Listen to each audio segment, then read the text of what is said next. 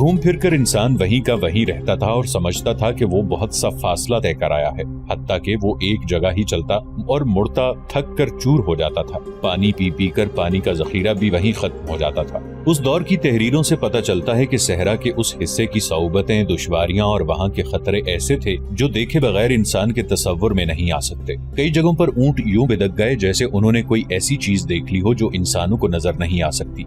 ऊंट सहराई जानवर होने की वजह से उस पानी की बू भी पा लेता है जो जमीन के नीचे होता है। कहीं चश्मा हो जो नजर ना आता हो, ऊंट अपने आप उस तरफ चल पड़ता है। ऊंट खतरों को भी दूर से सूंघ लेता है। खालिद रज़ी अल्लाह अन्हु के मुख्तसर से काफिले के ऊंट कई जगहों पर बिदके। उनके सवारों ने इधर उधर और नीचे देखा मगर उन्हें कुछ भी नजर न आया। ज्यादा खतरा सहराई सांप का था जो 1.5 या ज्यादा से ज्यादा 2 बालिश्त का होता है। ये दुनिया के दूसरे मुल्कों के सांपों की तरह आगे को नहीं रेंगता बल्कि पहलू की तरफ रेंगता है। इंसान या जानवर को डस ले तो 2-4 मिनटों में मौत वाक़ई हो जाती है। सहराई बिच्छू इस सांप की तरह जहरीला होता है। एक मौर्रिख याकूबी ने खालिद रज़ियल्लाहु अन्हु के इस सफर को बयान करते हुए हैरत का इजहार किया है। उसने अपने दौर के किसी आलिम का हवाला देकर लिखा है कि एक मौजिज़े वो थे जो खुदा ने पैगंबरों को दिखाए और खालिद रज़ियल्लाहु अन्हु का ये सफर उन मौजिज़ों में से था जो इंसान अपनी खुदादाद कुव्वतों से कर दिखाया करते हैं। खालिद रज़ियल्लाहु अन्हु अपने साथियों समेत बर वक्त मक्का पहुंच गए। उन्हें इस खबर ने परेशान कर दिया कि खलीफतुल मुस्लिमीन अबू बकर सिद्दीक रज़ियल्लाहु अन्हु भी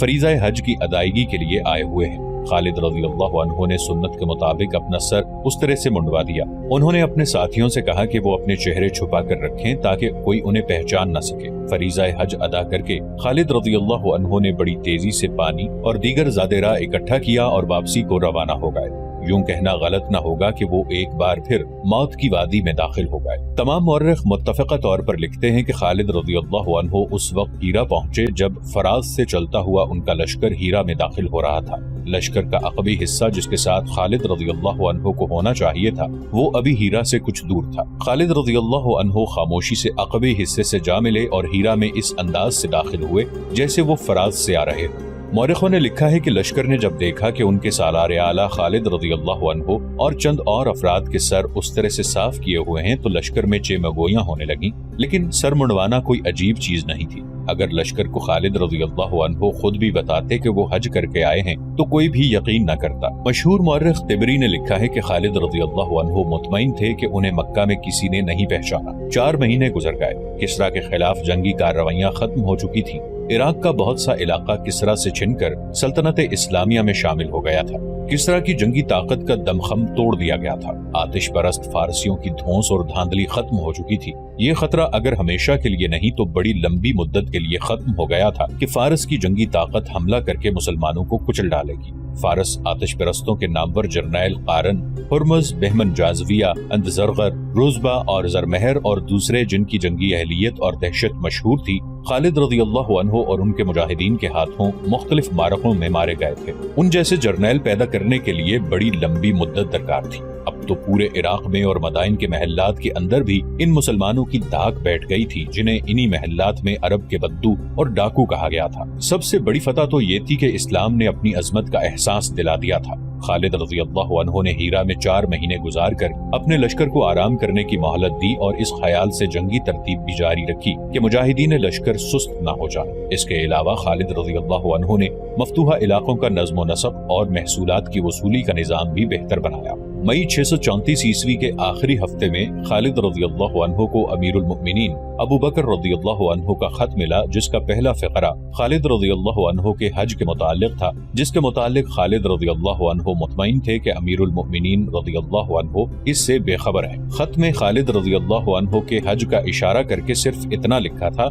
आइंदा ऐसा न करना। बाकी खत का मतन ये था, बिस्मिल्लाहिर्रहमानिर्रहीम, अतीक बिन अबू क़हाफ़ा की तरफ से खालिद बिन वलीद के नाम। याद रहे कि अमीरुल मुमिनीन अव्वल अबू बकर सिद्दीक रज़ियल्लाहु अन्हु कहलाते थे, लेकिन उनका नाम अब्दुल्ला बिन अबी क़हाफ़ा था और अतीक उनका लक़ब था जो उन्हें रसूल करीम सल्लल्लाहु अलैहि वसल्लम ने अता फरमाया था। अस्सलामु अलैकुम, तारीफ अल्लाह के लिए जिसके सिवा कोई माबूद नहीं, दुरूद सलाम मुहम्मदुर रसूलुल्लाह सल्लल्लाहु अलैहि वसल्लम पर। हीरा से कूच करो और शाम सल्तनत रोमा में उस जगह पहुंचो जहां इस्लामी लश्कर जमा है। लश्कर अच्छी हालत में नहीं, मुश्किल में है। मैं उस तमाम लश्कर का जो तुम अपने साथ ले जाओगे और उस लश्कर का जिसकी मदद को तुम जा रहे हो सिपा सालार मुकर्रर करता हूँ। रूमियों पर हमला करो, ابو عبیدہ اور اس کے ساتھ کے تمام سالار تمہارے ماتحت ہوں گے۔ ابو سلیمان، خالد رضی اللہ عنہ کا دوسرا نام ابو سلیمان بھی تھا۔ پختہ عزم لے کر پیش قدمی کرو، اللہ کی حمایت اور مدد سے اس مہم کو پورا کرو۔ اپنے لشکر کو جو اس وقت تمہارے پاس ہے 2 حصوں میں کر دو۔ ایک حصہ مثنہ بن حارثہ کے سپرد کر جاؤ۔ عراق یعنی سلطنت فارس کے مفتوحہ علاقوں کا سپہ سالار مثنہ بن حارثہ ہوگا۔ لشکر کا دوسرا حصہ اپنے ساتھ لے جاؤ، اللہ تمہیں فتح عطا فرمائے۔ اس کے بعد یہیں واپس آ جانا اور اس علاقے کے سپہ سالار تم ہوگے۔ تکبر نہ کرنا، تکبر اور غرور تمہیں دھوکہ دیں گے اور تم اللہ کے راستے سے بھٹک جاؤ گے۔ کوتاہی نہ ہو، رحمت و کرم اللہ کے ہاتھ میں ہے اور نیک اعمال کا صلہ اللہ ہی دیا کرتا ہے۔ خط پڑھتے ہی خالد رضی اللہ عنہ نے اپنے سالاروں کو بلایا اور کچھ کھسیانہ سا ہو کے انہیں یہ بتایا کہ ان کے خفیہ حج کا امیر المؤمنین رضی اللہ عنہ کو پتہ چل گیا ہے اور میں خوش ہوں اس پر کہ فراغت ختم ہو گئی ہے۔ خالد رضی اللہ عنہ نے کہا، ہم شام جا رہے ہیں۔ خالد رضی اللہ عنہ تو جیسے میدان جنگ کے لیے پیدا ہوئے تھے، قلعے اور شہر میں بیٹھنا انہیں پسند نہ تھا۔ انہوں نے سالاروں کو خط پڑھ کر سنایا اور تیاری کا حکم دیا۔ اس کے ساتھ ہی انہوں نے لشکر کو 2 حصوں میں تقسیم کر دیا۔ مورخوں نے لکھا ہے کہ خالد رضی اللہ عنہ نے صحابہ کرام کو اپنے ساتھ رکھا۔ صحابہ کرام رضی اللہ عنہم کو لشکر میں عزت و احترام کی نگاہ سے دیکھا جاتا تھا۔ ولید کے بیٹے مثنہ بن حارثہ نے کہا، خدا کی قسم میں اس تقسیم پر راضی نہیں ہوں جو تو نے کی ہے۔ تو رسول اللہ صلی اللہ علیہ وآلہ وسلم کے تمام ساتھیوں کو اپنے ساتھ لے جا رہا ہے۔ صحابہ کرام کو بھی صحیح تقسیم کر، آدھے صحابہ تیرے ساتھ جائیں گے، آدھے میرے ساتھ رہیں گے۔ کیا تو نہیں جانتا کہ انہی کی بدولت اللہ ہمیں فتح عطا کرتا ہے؟ خالد رضی اللہ عنہ نے مسکرا کر صحابہ کرام رضی اللہ عنہم کی تقسیم مثنہ بن حارثہ کی خواہش کے مطابق کر دی اور اپنے لشکر کے سالاروں کو حکم دیا کہ جتنی جلدی ممکن ہو تیاری مکمل کریں، اور یہ نہ بھولنا کہ ہم اپنے ان بھائیوں کی مدد کو جا رہے ہیں جو وہاں مشکل میں پھنسے ہوئے ہیں۔ خالد رضی اللہ عنہ نے کہا، ضائع کرنے کے لیے ہمارے پاس ایک سانس جتنا وقت بھی نہیں۔ مسلمانوں کا وہ لشکر جو شام میں جا کر مشکل میں پھنس گیا تھا، وہ ایک سالار کی جلد بازی کا اور حالات کو قبل از وقت نہ سمجھ سکنے کا نتیجہ تھا۔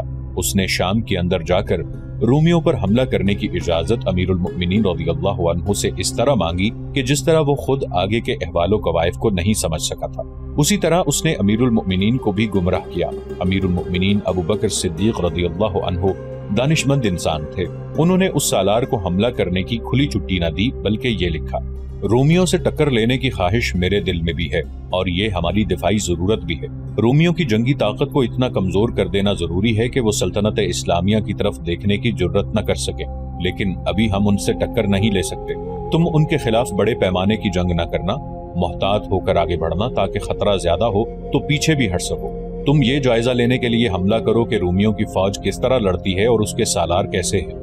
امیر المؤمنین رضی اللہ عنہ نے صاف الفاظ میں لکھا کہ اپنے لشکر کو ایسی صورت میں نہ ڈال دینا کہ پسپائی اختیار کرو اور تمہیں اپنے علاقے میں آ کر بھی پناہ نہ ملے۔ اس سالار کا نام بھی خالد تھا، خالد بن سعید، لیکن میدان جنگ میں وہ خالد رضی اللہ عنہ بن ولید کی گرد پا کو بھی نہیں پہنچ سکتا تھا۔ اسے جن دستوں کا سالار بنایا گیا تھا وہ سرحدی فرائض انجام دینے والے دستے تھے۔ ان میں لڑنے کی اہلیت تھی اور ان میں لڑنے کا جذبہ بھی تھا، لیکن انہیں جنگ کا ویسا تجربہ نہ تھا جیسا خالد رضی اللہ عنہ بن ولید کے دستوں نے حاصل کر لیا تھا۔ امیر المؤمنین رضی اللہ عنہ نے خالد بن سعید کو اپنی سرحدوں پر پہرا دینے کے لیے بھیجا تھا۔ ان دستوں کا ہیڈ کوارٹر تیما کے مقام پر بنایا گیا تھا۔ بعض مورخوں نے لکھا ہے کہ خالد رضی اللہ عنہ کی پے در پے کامیابیاں دیکھ دیکھ کر خالد بن سعید کو خیال آیا کہ خالد رضی اللہ عنہ نے فارس کو شکستیں دی ہیں تو رومیوں کو ایسی ہی شکستیں دے کر خالد رضی اللہ عنہ کی طرح نام پیدا کرے۔ ابن حشام اور ایک یورپی مورخ ہنری اسمتھ نے بھی لکھا ہے کہ خلیفۃ المسلمین رضی اللہ عنہ خالد بن سعید کی قیادت اور صلاحیتوں سے واقف تھے، اسی لیے انہوں نے اس سالار کو بڑی جنگوں سے دور رکھا تھا، لیکن وہ اس کی باتوں میں آ گئے۔ خالد رضی اللہ عنہ نے بھی فرات کے مقام پر رومیوں سے ٹکر لی تھی، لیکن سرحد پر مار کر لڑا تھا۔ انہوں نے آگے جانے کی غلطی نہیں کی تھی۔ خالد بن سعید نے امیر المؤمنین رضی اللہ عنہ کا جواب ملتے ہی اپنے دستوں کو کوچ کا حکم دیا اور شام کی سرحد میں داخل ہو گئے۔ اس وقت شام میں ہرقل رومی حکمران تھا، اسے جنگوں کا بہت تجربہ تھا۔ رومیوں کی اپنی جنگی تاریخ اور روایات تھی، وہ اپنی فوج کو انہی کے مطابق ٹریننگ دیتے تھے۔ یہ تقریباً انہی دنوں کا واقعہ ہے جب خالد رضی اللہ عنہ فراز کے مقام پر رومیوں، فارسیوں اور عیسائیوں کے متحدہ لشکر کے خلاف لڑے اور انہیں شکست دی تھی۔ اس سے رومی محتاط، مستعد اور چوکس ہو گئے تھے۔ انہوں نے اپنی فوج کو ہر لمحہ تیار رہنے کا حکم دے رکھا تھا۔ خالد بن سعید نے آگے کے احوال و قوائف معلوم نہ کیے، کوئی جاسوس آگے نہ بھیجا اور اندھا دھند بڑھتے گئے۔ آگے رومی فوج کی کچھ نفری خیمہ زن تھی، خالد بن سعید نے دائیں بائیں دیکھے بغیر اس پر حملہ کر دیا۔ رومیوں کا سالار باہان تھا جو جنگی چالوں کے لحاظ سے خالد بن ولید رضی اللہ عنہ کے ہم پلہ تھا۔ خالد بن سعید سمجھ نہ سکا کہ رومیوں کی جس نفری پر اس نے حملہ کیا ہے اس کی حیثیت جال میں دانے کی ہے، وہ انہی میں الجھ گیا۔ تھوڑی ہی دیر بعد اسے پتا چلا کہ اس کے اپنے دستے رومیوں کے گھیرے میں آ گئے ہیں اور عقب سے رومی ان پر حلہ بولنے کے لیے بڑھے آ رہے ہیں۔ خالد بن سعید کے لیے اپنے دستوں کو بچانا ناممکن ہو گیا۔ اس نے یہ حرکت کی کہ اپنے محافظوں کو ساتھ لے کر میدان جنگ سے بھاگ گیا اور اپنے دستوں کو رومیوں کے رحم و کرم پر چھوڑ گیا۔ مسلمانوں کے ان دستوں میں مشہور جنگجو اکرمہ رضی اللہ عنہ بن ابو جہل بھی تھے۔ اس ابتر صورتحال میں انہوں نے اپنے ہراساں دستوں کی کمان لے لی اور ایسی چالیں چلیں کہ اپنے دستوں کو تباہی سے بچا لائے۔ جانی نقصان تو ہوا اور زخمیوں کی تعداد بھی خاصی تھی۔ خالد بن سعید کے بھاگ جانے سے تمام دستوں کے جنگی قیدی بننے کے حالات پیدا ہو گئے تھے۔ اکرمہ رضی اللہ عنہ نے مسلمانوں کو اس ذلت سے بچا لیا۔ مدینہ اطلاع پہنچی تو خلیفۃ المسلمین رضی اللہ عنہ نے خالد بن سعید کو معزول کر کے مدینہ بلا لیا۔ خلیفۃ المسلمین رضی اللہ عنہ کے غصے کا یہ عالم تھا کہ انہوں نے خالد بن سعید کو بھری محفل میں بزدل اور نالائق کہا۔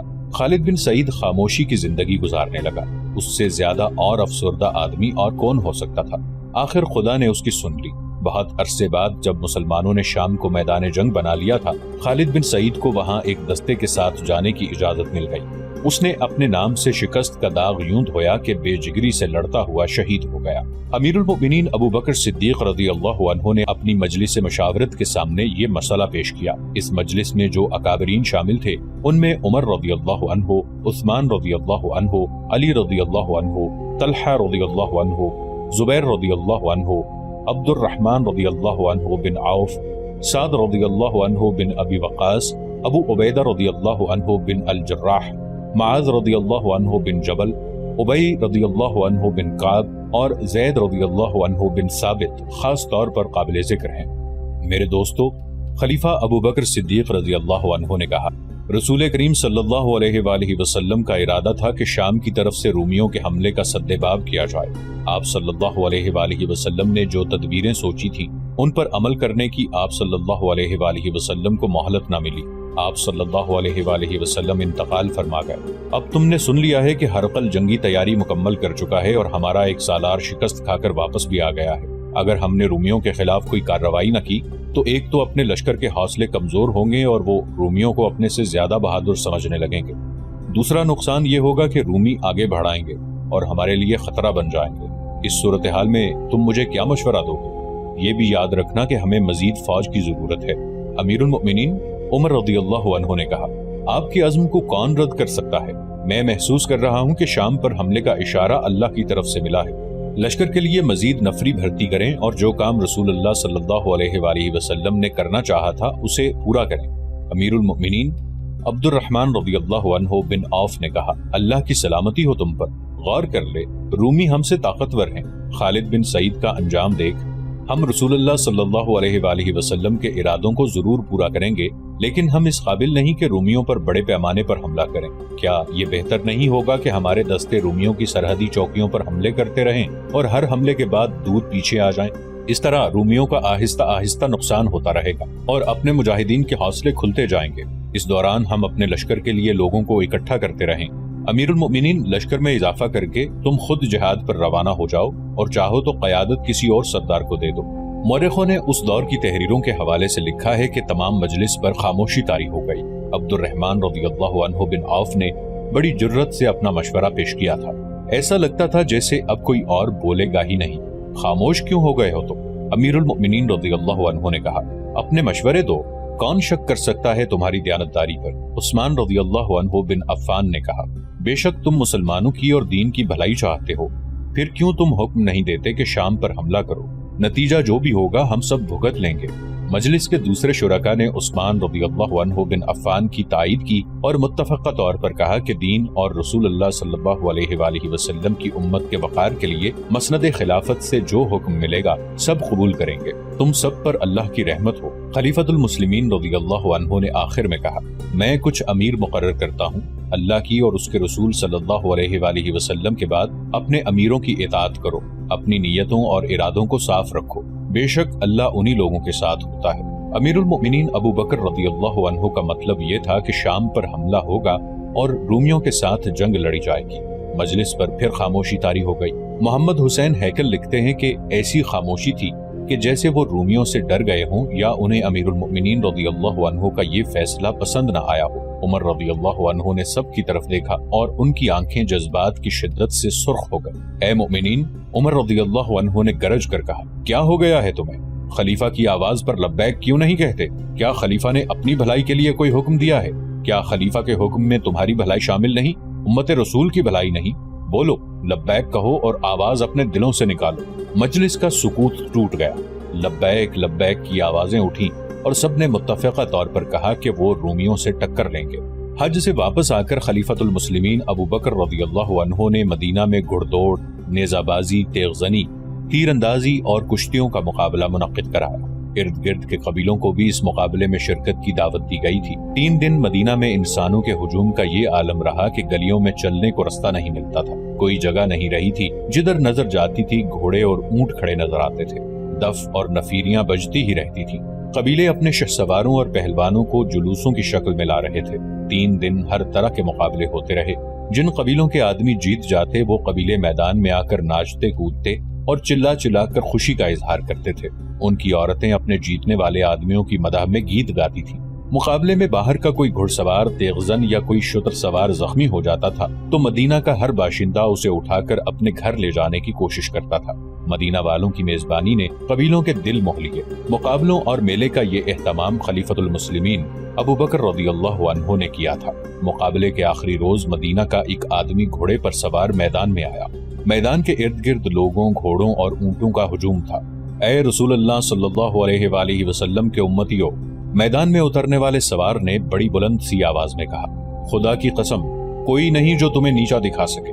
تم نے اس میدان میں اپنی طاقت اور اپنے جوہر دیکھ لیے ہیں۔ کون سا دشمن ہے جو تمہارے سامنے اپنے پاؤں پر کھڑا رہ سکے گا؟ یہ طاقت جو تم نے ایک دوسرے پر آزمائی ہے، اب اسے دشمن پر آزمانے کا وقت آ گیا ہے جو تمہاری طرف بڑا آ رہا ہے۔ اے مومنین، اپنی زمین کو دیکھو، اپنے اموال کو دیکھو، اپنی عورتوں کو دیکھو جو تمہارے بچوں کو دودھ پلاتی ہیں، اپنی جوان اور کماری بیٹیوں کو دیکھو جو تمہارے دامادوں کے انتظار میں بیٹھی ہیں کہ حلال بچے پیدا کریں، اپنے دین کو دیکھو جو اللہ کا سچا دین ہے۔ خدا کی قسم تم غیرت والے ہو، عزت والے ہو، اللہ نے تمہیں برتری دی ہے۔ تم پسند نہیں کرو گے کہ کوئی دشمن اس وقت تم پر آ پڑے جب تم سوئے ہوئے ہوگے اور تمہارے گھوڑے اور تمہارے اونٹ بغیر زینوں کے بندھے ہوئے ہوں گے، اور تم نہیں بچا سکو گے اپنے اموال کو، اپنے بچوں کو، اپنی عورتوں کو اور اپنی کماری بیٹیوں کو، اور دشمن تمہیں مجبور کر دے گا کہ سچے دین کو چھوڑ کر دشمن کے دیوتاؤں کی پوجا کرو۔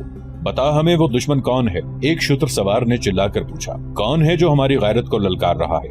رومی، گھڑ سوار نے اعلان کرنے کے لہجے میں کہا۔ وہ ملک شام پر قبضہ کیے بیٹھے ہیں، ان کی فوج ہم سے زیادہ ہے، بہت زیادہ ہے، ان کے ہتھیار ہم سے اچھے ہیں، لیکن وہ تمہارا وار نہیں سہ سکتے۔ تم نے اس میدان میں اپنی طاقت اور اپنی ہمت دیکھ لی ہے، اب اس میدان میں چلو جہاں تمہاری طاقت اور ہمت تمہارا دشمن دیکھے گا۔ ہمیں اس میدان میں کون لے جائے گا؟ ہجوم میں سے کسی نے پوچھا۔